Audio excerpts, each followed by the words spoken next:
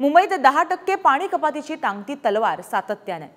निर्णयासाठी जल विभागाच्या आयुक्तांकडे प्रस्ताव देखील धाडण्यात आलाय। राज्य सरकारलाही राखीव कोट्यासाठी पत्र देण्यात आले। गतवर्षीच्या तुलनेत यंदा 20% पाणीसाठा कमी झालाय। याबाबत अधिक माहिती जाणून घ्या आमचे प्रतिनिधी उमेश यांच्याकडून।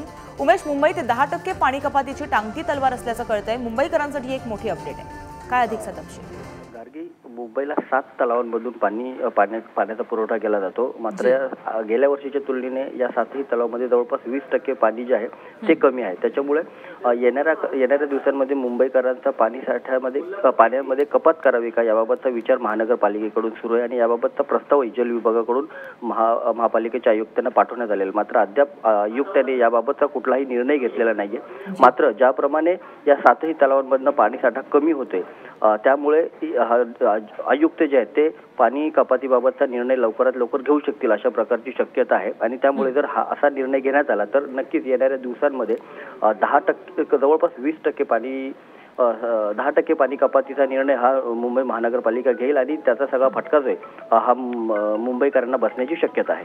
जी, त्याचबरोबर राज्य सरकारला सुद्धा याबाबत राखीव कोट्यासाठी पत्र धाडण्यात आलं होतं। त्या पत्रावरती सरकारची काही भूमिका स्पष्ट झाली आहे का?